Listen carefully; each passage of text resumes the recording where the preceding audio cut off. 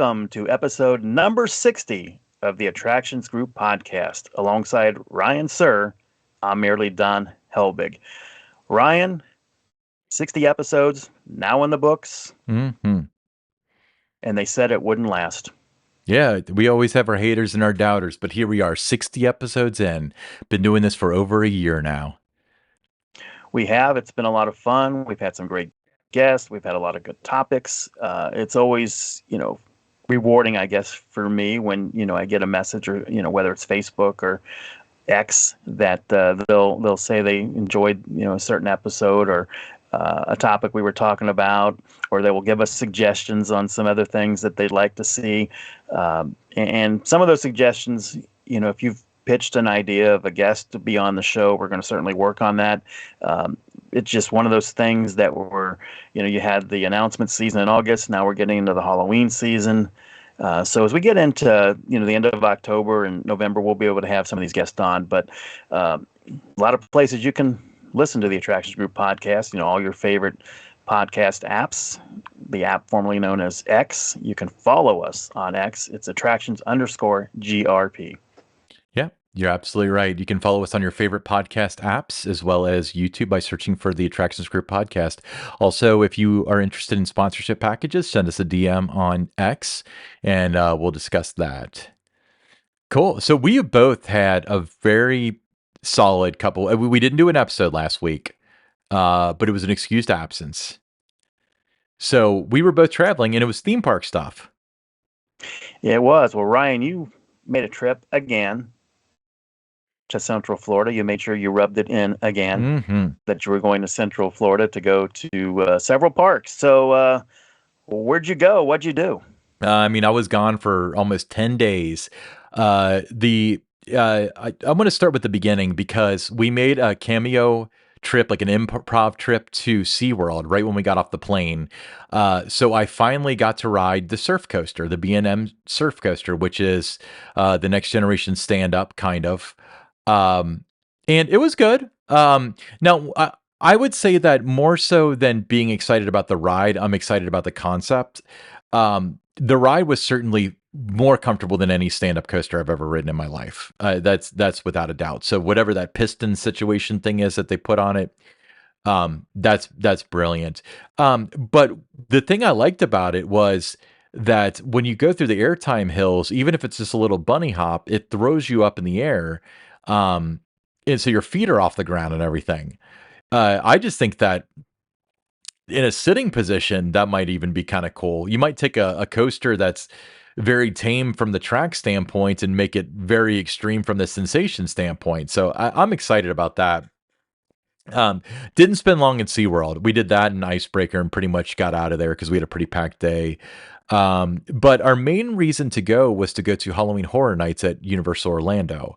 I did everything pretty much possible at Horror Nights. The very first night we got there, we did the Stay and Scream. So if you have a park ticket, you can kind of crouch in a certain area for about an hour, and then they open up the different mazes about an hour, maybe a half hour before it's open to the public. So if you can strategize yourself, especially if you have an annual pass or something like that, you can get through 3 or 4 of the mazes within the first hour and a half. And then, once the masses come in, the lines get very, very long. But we did the Stay and Scream the first night. And then on top of that, we had Express, which is their like fast line skip thing. So we got to do all the mazes several times. Now the second day, moving on to more Horror Nights thing, is we did a 3-tour, unmasking the horror tour. So that's a mouthful. So we did the Deadliest Deal was one of the ones that we did. I want to give a shout out to our tour guide Billy. She was fantastic. But the Deadliest Deal is based off of a character that they created, but it's essentially the Robert Johnson story where, at the crossroads, he sold his soul to the devil and, exchange for becoming a rock star. So they did this fantastic storytelling where in the first room, you have the devil presenting him with a contract, and the contract has this cool lighting effect where he goes to sign it and his signature comes on it like in lights. It's so freaking cool. And then the second room is him playing on a stage in front of a bunch of like nobodies. Um, and then a bunch of like music theme stuff, tons of Easter eggs in there. You go through like an above ground cemetery like they would have in like the Louisiana Bayou. And then in the very last scene is the coolest thing. He's on stage playing for presumably, a big crowd of people, and the actor that plays the devil comes out and steals his soul, like part of the contract. And he's got this LED vest under his chest where his soul comes out of his chest, like it lights up and it comes to the center as if. Think like Shang Tsung on Mortal Kombat, that sort of thing. But really, really cool. We did another one called Dr. Oddfellows, which was like a circus theme. And that was kind of fun. They had one part that was a contortionist, but the contortionist wasn't a contortionist. They would contortion body parts to fit into a chest that of people they cut up. So that wasn't the same. Nice. Yeah, I mean, it was just fantastic. I'm trying to remember the third one we did. Let me look it up. The name is slipping me, and it's going to bother me otherwise. But yeah, it's the tour is a little pricey, but you do get one-on-one. It was only about a total of 12 people that can be in the tour, but we only had about 9. And the cool part about it was that Billy, our tour guide, knew a lot about like the storytelling, element of it. So when we went through again that night, we were like we had a better understanding of what we were supposed to be paying attention to and stuff, and we had like a much better appreciation for the storytelling. The last maze was The Last of Us, which it's an HBO show and it's a video game. This is based on the video game, and essentially like it's zombies, but the zombies are created by mushroom spores, and they had a lot of fun with like the mushrooms and stuff, and they had all these different scare elements in there where they would use mirrors and stuff where people can essentially pop out at you out of nowhere. It's brilliant how they do it.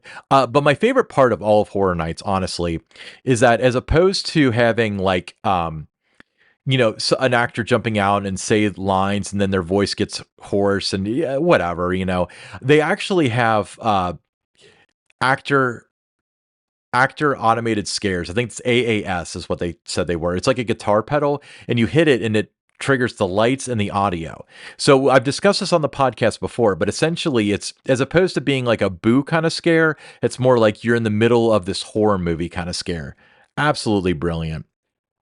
So they have one really, really big show for Horror Nights now. They've had this show for a while. It's called Nightmare Fuel. Sorry, I lost that too. Nightmare Fuel has replaced Bill and Ted in the old Fear Factor amphitheater. And this show was awesome. Magic tricks. It had fire spinners. Not the most pleasant thing when it's like 90 degrees at night to have fire spinners everywhere, but I saw the show twice. It was so good. It's about a woman that like, I guess she has nightmares and she decides to fight back. I don't want to spoil too much because there's some really cool like visual gags and stuff in it. But my understanding is that they have a reiteration of this every year. They have like a different Nightmare Fuel, and it's got a different like subtitle. And the thing that the regulars kind of understand is before the show starts, they start putting on the Black Parade by My Chemical Romance. So when they put that on, they put on like a remix version of it, and people went absolutely nuts. It was just such a cool experience. Now, speaking of Universal, I do, when I'm wrong, I want to admit it. I said on a previous podcast that they're in the process of tearing down Poseidon's Fury. A lot of people gave me a hard time down there about that. They are not tearing down Poseidon's Fury. The building is still there. It still has all the decorative waterfalls and everything. The ride is not open. Nobody I talked to seemed to know what was going on the inside. So it could be completely intact, or they could be ripping it out to make something new. Tried to get rumors or innuendo or whatever as to what's going in there. Nobody seems to know. So that's going to be very exciting. Huge building, huge opportunity for them. Got to go to Universal. Got to go to Busch Gardens, Tampa. I had been there before. Rode Iron Gwazi for the first time. That was fantastic. Probably one of my favorite RMCs, except for maybe Lightning Rod. But very intense, not uncomfortable at all. Definitely an A-list coaster. The people that talked about it, they weren't wrong. And I saved the best for last. I was hoping that by the time I went down there, they would have the Hatbox Ghost ready at Disney for Magic Kingdom. It is not. We reported originally in a Pick 6 that they have a curtain up. They do. Very tastefully done, actually. It's to the left of the Endless Hallway, and it's a two-sided curtain. Well, it's a one that's kind of like facing the Endless Hallway, and the other one facing you. It's a black curtain, so without knowing that something's going there, you would never know. But yeah, very good trip. Very long. It was hot down there, though. Good God, it was hot down there. Now, this was your first time experiencing this event? Horror Nights? No, I'd been in like 2017. Oh, you'd done it before? Okay. Yeah. Okay. In terms of like when you're going through the mazes, with the scare actors and, the makeup and everything, on a 1 to 10, where do you put that? What's the level? 12. There were some monsters and stuff that were absolutely television quality. It would, like, if they had aliens or whatever, they would look good enough to be on TV on Star Trek or something. Like you never see a seam, you never see actual. None of it's airbrushed. It's all like latex and stuff. And one of the cool things that they do is I've heard different numbers, maybe 45 minutes, 90 minutes, something like that. They trade out the entire. They stop the line and they trade out an entire cast. So every maze has 2 casts. So everybody's always fresh when they do this. So you never get like, you go through the maze at 8 and it's awesome. You go through at 11 and there's 3 people in there and, they don't have any voices or whatever. But the technology, the actors, they won't take just anybody there. They have serious auditions. I absolutely loved it. Well, that's great. It sounds like you had a great time. Obviously, you would highly recommend this event. Yeah, it's funny because I always have a lot of people saying, because I the last 2 times I've gone, I go there and then a week later like Haunt opens or the thing at Kentucky Kingdom opened the last time and everyone's like, well, you won't want to go there, and it's like it's a different product, because jump scares and yeah, I agree with you there. I mean, there's 2 different leagues there. You're not comparing apples to apples. Right. And I'm not even saying it's like Kentucky Kingdom is just not in their league or Kings Island's not in their league. That's not what I'm saying at all. What I'm saying is that as I mentioned before, when you go through their mazes, they're trying to put you in there. They're trying to make it feel like you're in this place where the zombies have eaten the mushrooms and it caused people to go crazy. That's the scary part. Are there jump scares? Sure. But it's so far away from a traditional haunted house and more of it's almost like a dark ride with people.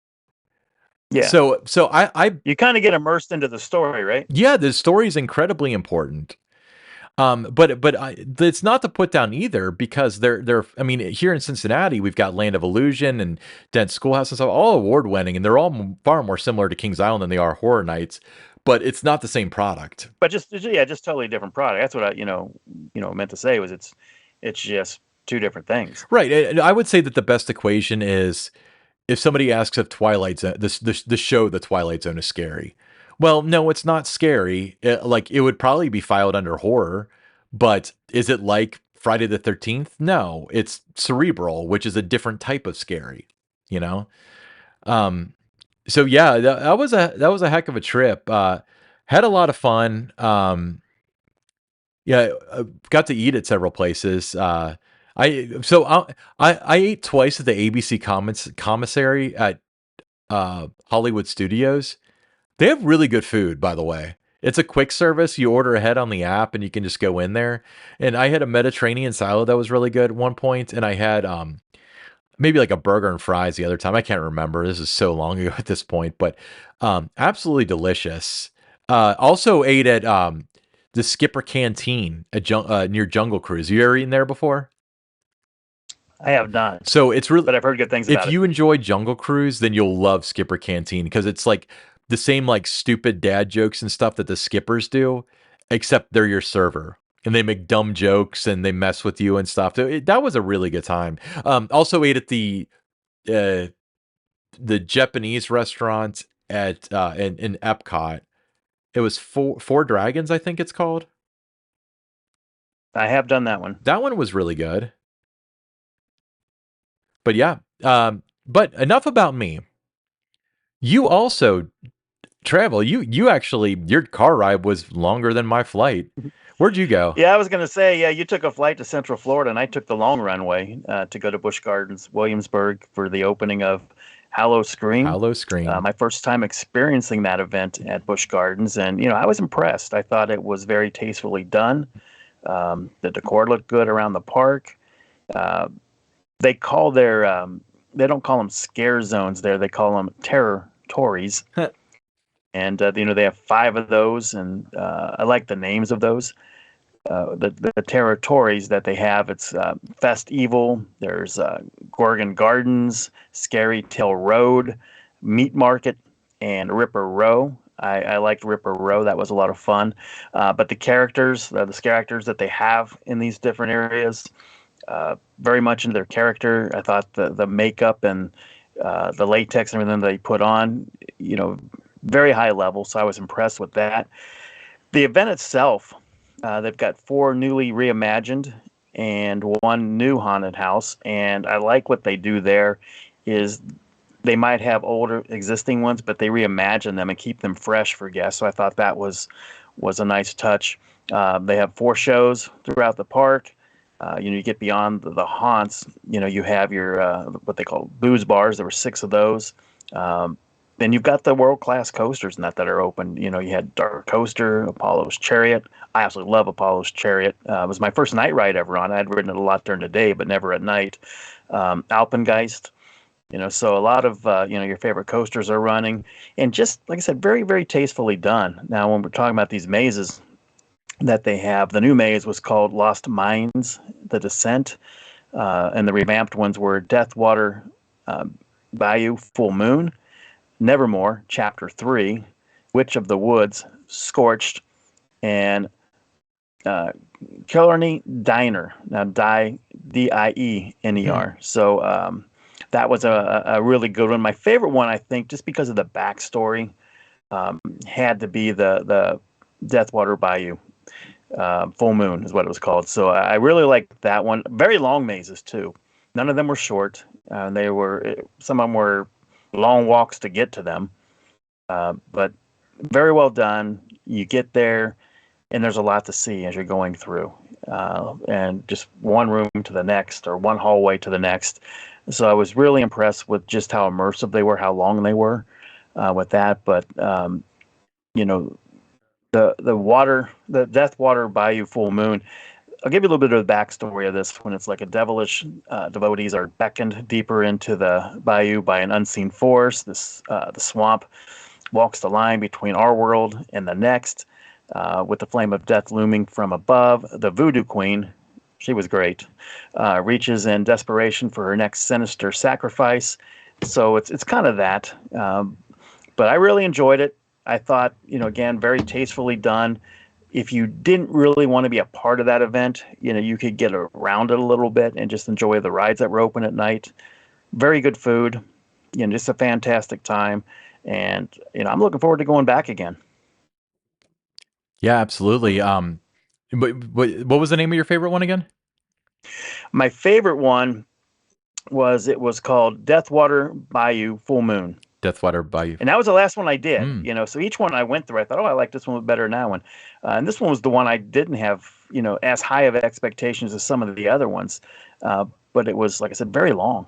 And just, you going room to room, and the decor in there was really good. You didn't know sometimes, which one was real, which one wasn't. So, just the right effects.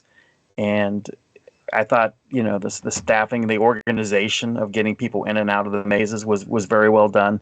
So, just really impressed with the event there. Yeah, absolutely. I forgot to mention which one was my favorite from Horror Nights, by the way.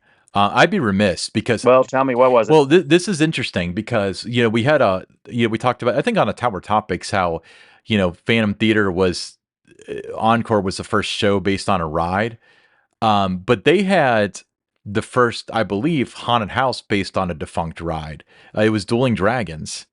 And it was Fire versus Ice, and it actually had 4 endings total.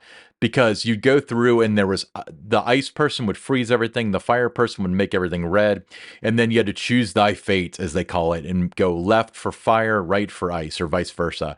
And so that's two endings. And then with either ending, there's a ending within the ending where either Merlin is there or one of the monsters holding Merlin's severed head is there.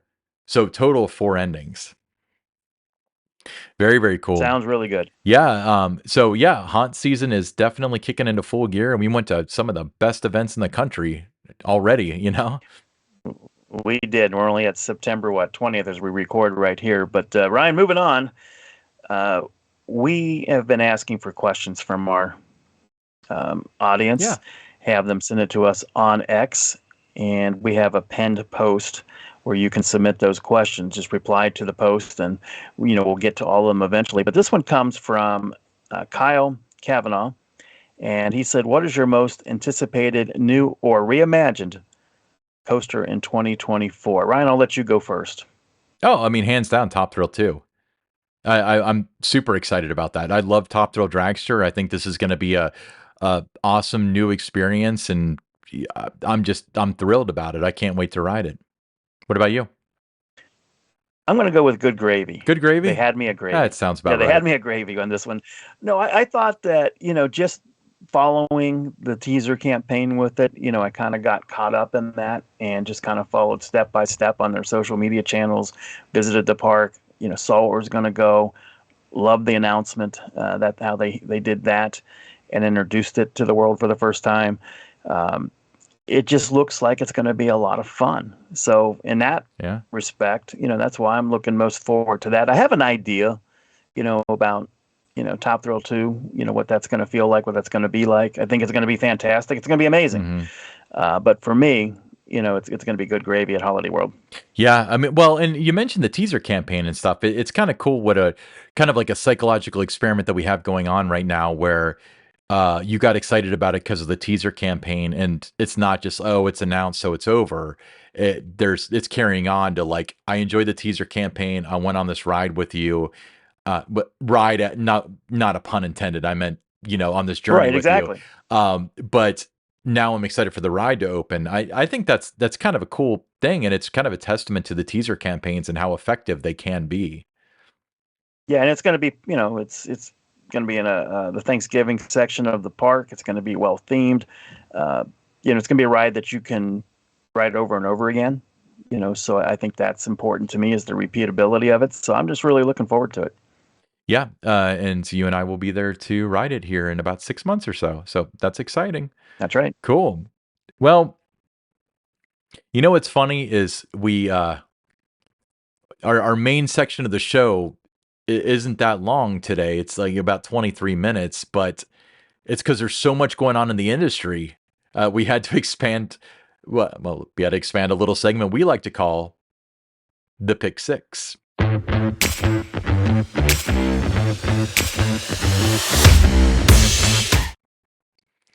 All right.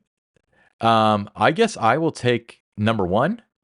So number one, this year's Halloween in the Sky drone show at Holiday World and Splash and Safari in Santa Claus, Indiana will kick off this weekend and run every Saturday through October 29th. This is 2023, by the way, if you're listening to it in the future.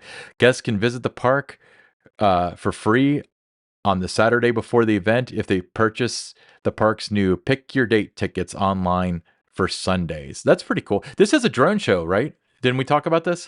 It is a drone show. It's going to be spectacular. They did a great job with their drone show this summer. So I think it really, adds. It's a great way to cap off your night at Holiday World. A drone, to have this drone show before you leave. So I think it's going to be fantastic, and I think all the guests are going to really enjoy it. I mean, how could you argue with a drone show being a fantastic way to cap off your night anywhere? That's right. All right, moving on. The next one, Six Flags Fiesta Texas park president and self-proclaimed Six Flags Fiesta Texas caretaker, and our good friend, Jeffrey SIEBERT. He recently shared with IAPA News how the park's marketing strategy uses a different approach to share news of future capital improvements.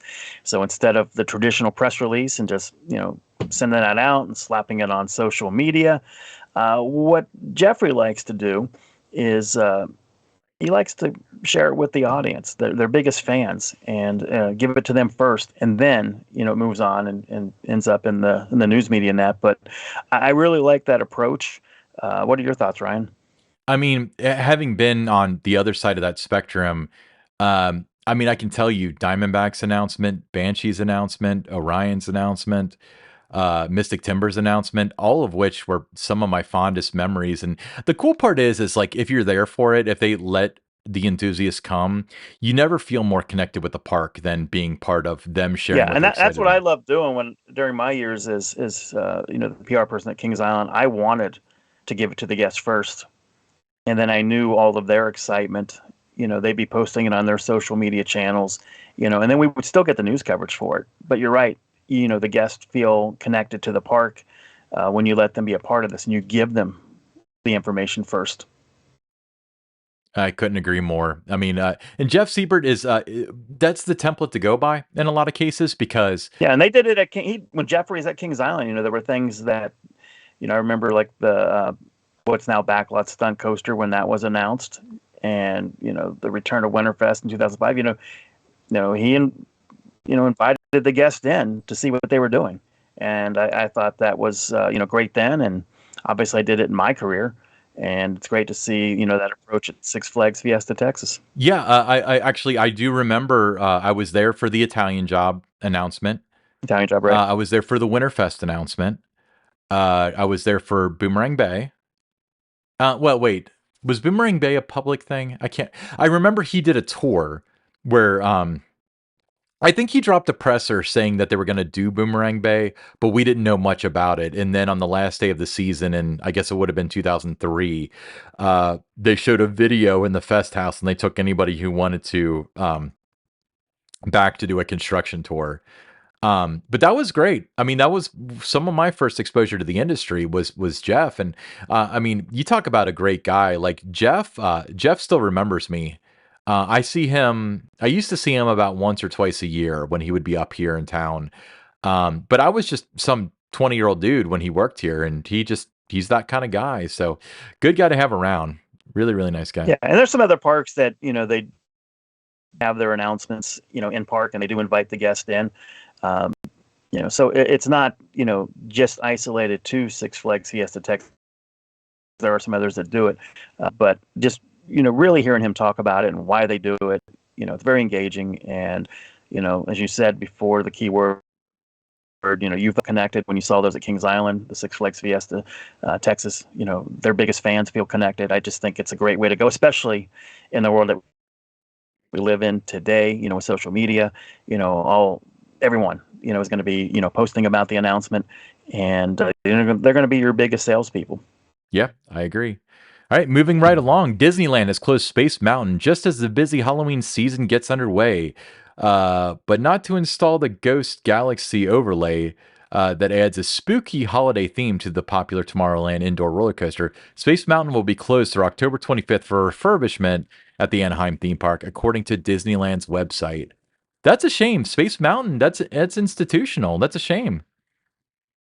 That is a signature attraction. To me, it would be disappointing to have it down during this time, because a lot of people plan their visit, to do the Halloween season there, and Space Mountain is certainly on their to-do list.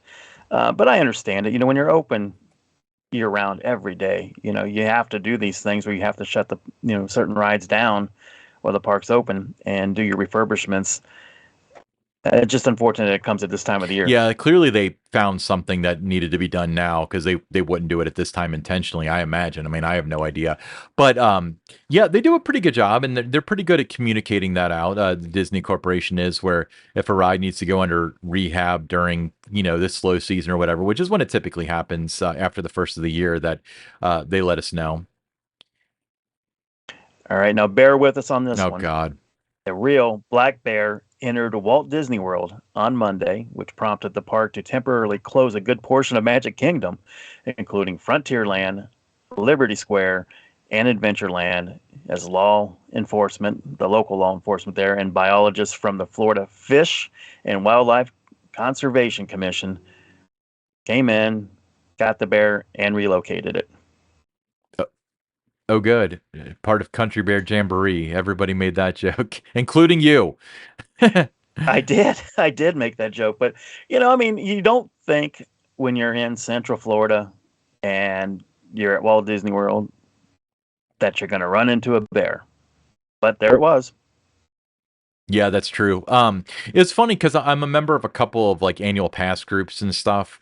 Um, and a lot of people are like, I'm at the park and it's stupid because all the rides are closed. What's going on? And they're like, there's a bear.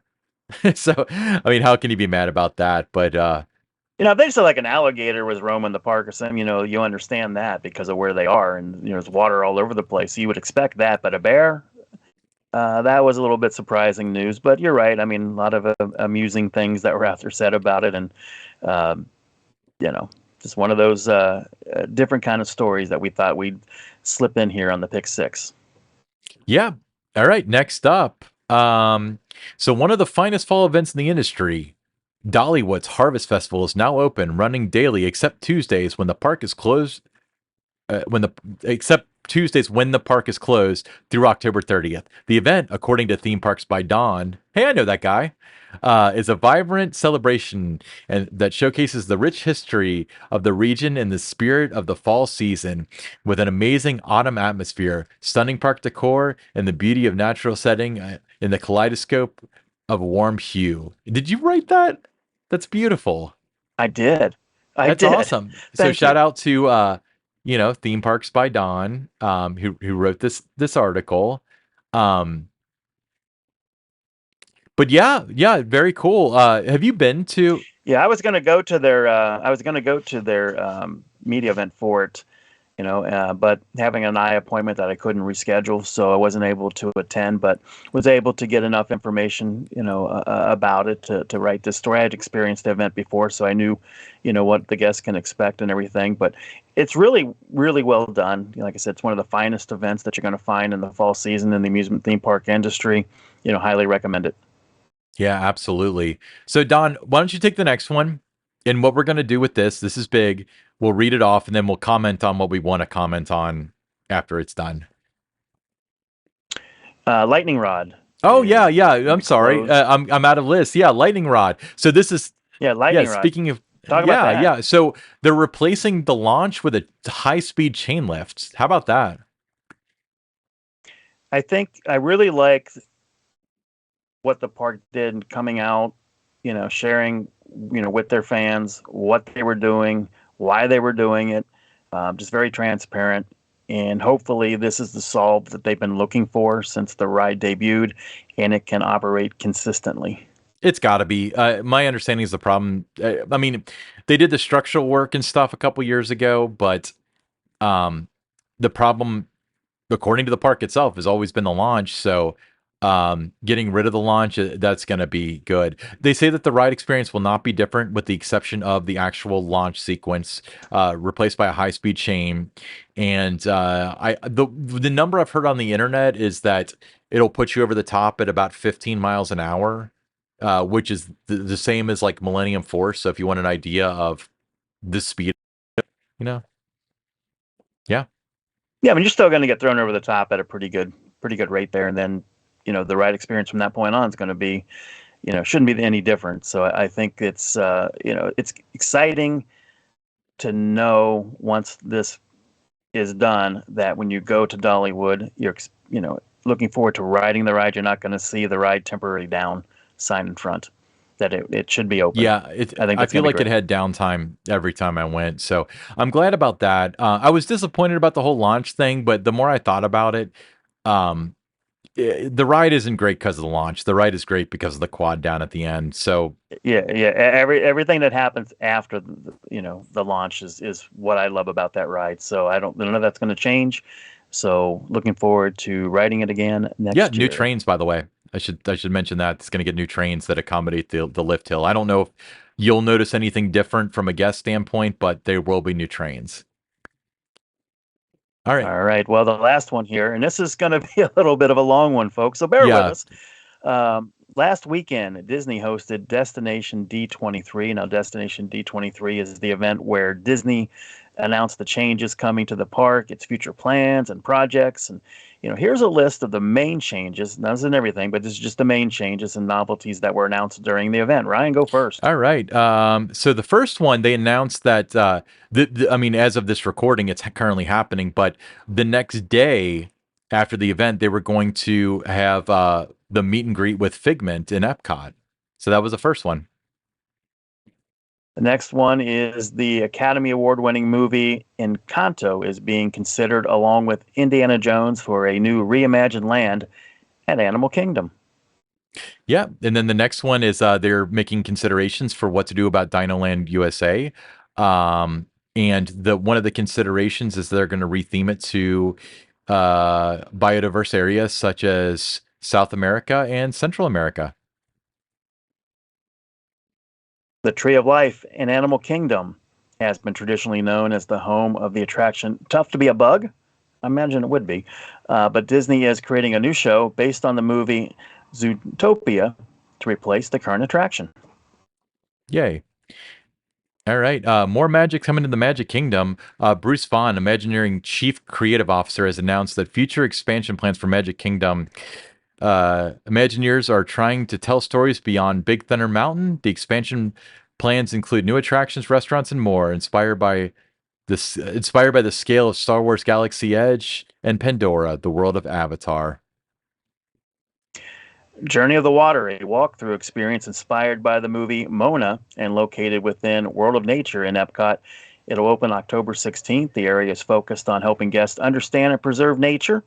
In the same space, Mona will come to an area near Journey of the Water for meet and greet experiences. Yeah, absolutely.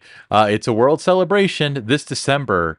The last of the 4 Epcot neighborhoods will open to visitors, becoming Epcot's latest major development. The World Celebration neighborhood is designed to complete World Discovery and World Nature, 2 nearby neighborhoods that were also recently completed. Destination D23 attendees were able to take a look at the new Zootopia land at Disney Shanghai. The new land comes with rides, food, beverages, entertainment, and merchandise inspired by the movie. All right, more attractions coming to Tokyo Disneyland. That's going to be such as the Frozen Kingdom, Neverland, Rapunzel's Forest. The new attractions are scheduled to start opening as early as next year. Imagineers are working alongside Chevrolet to look at the origins of the ride and create a new experience for the test track at Epcot.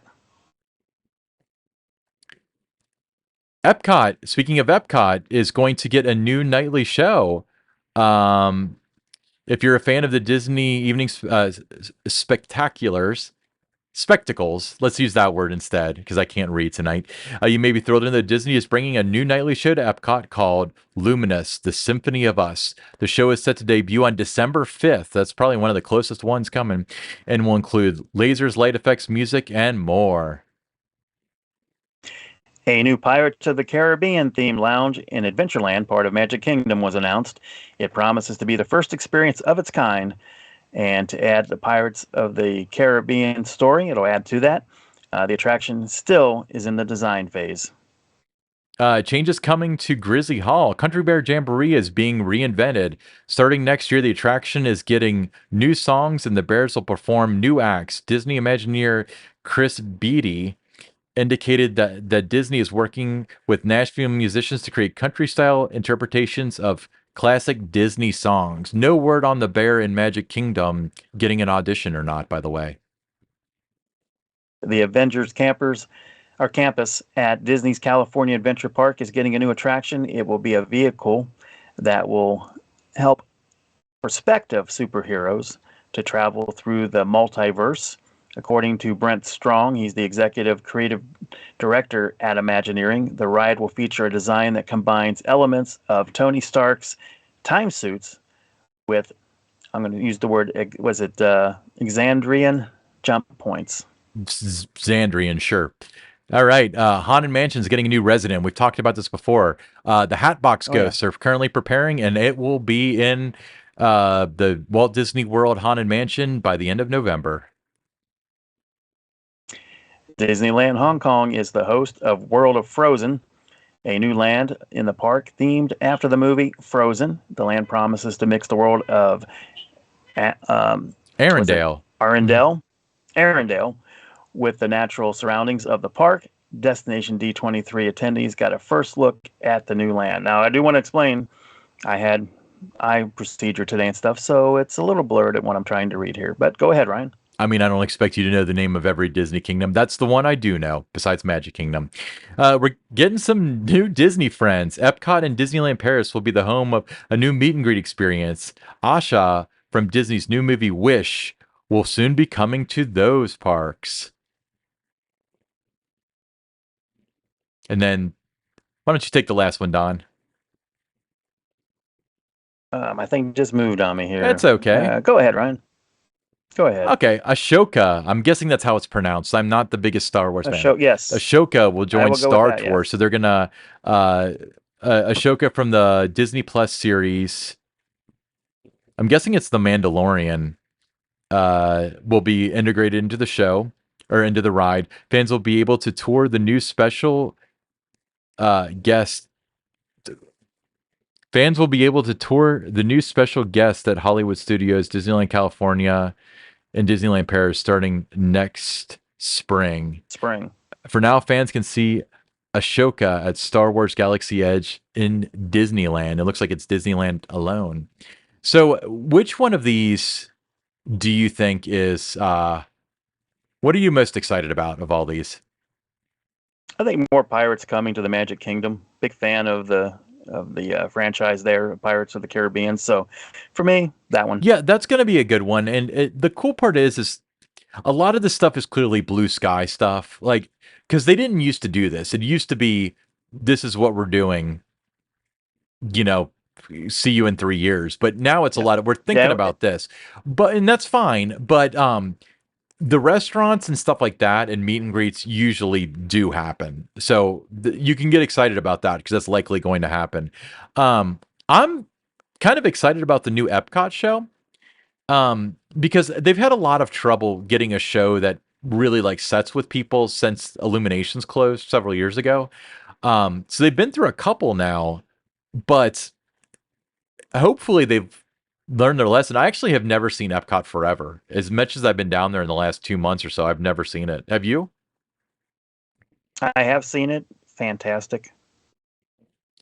I think they should call it Epcot for now. Right? Sorry, you haven't seen it. Really? It's a miss. I mean, I'll probably see it before it closes because that's December 5th. So I'll try to make it down there again. Now this Magic Kingdom. We can only speculate. They're talking about a huge expansion in Magic Kingdom if it's going to be something like Galaxy's Edge or Pandora. We don't have a lot of details on it except they think it's going to be big. Well, of course, everything they do there seems to be big. So yeah, but it's I'm trying to imagine where you would put that there. They would either take out something else or maybe they would occupy like a previous backstage area or something like that. That would be my thing. Yeah, I mean it's tight, when you look at the layout of the park and that, but obviously they have a lot of room, things that you can clear out a whole new space, I guess, by removing some trees and things, but it's always interesting, what they do, and whenever they end up doing it, they do it well. Yeah. Now I did get to see Figment at Journey to Imagination. He makes this really cool entrance. They have a tunnel, like when you leave Journey to Imagination, you've got like that activity center and stuff before like the DVC lounge and all that. They have this like tunnel built now, and it does all this crazy stuff with lights, and it says Imagination before Figment comes out, and then he comes out. The Figment character itself looks a little weird because you're not used to him being 7 feet tall. You're used to being like a foot.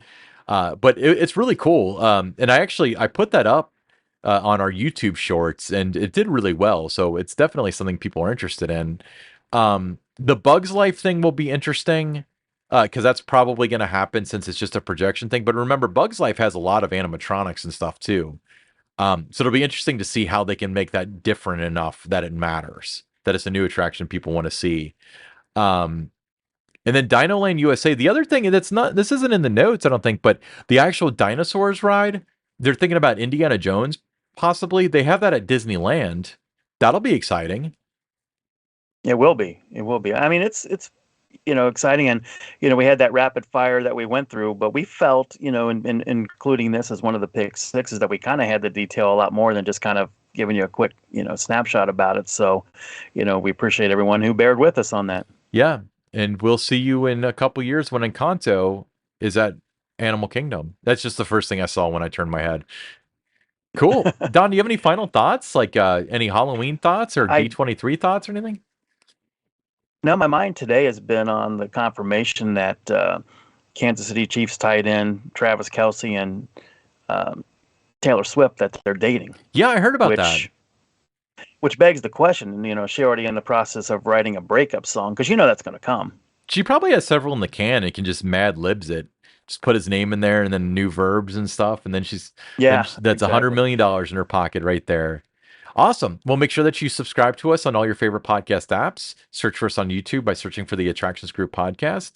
And follow us on Twitter, X, at attractions_GRP. We'll see you next week, everybody.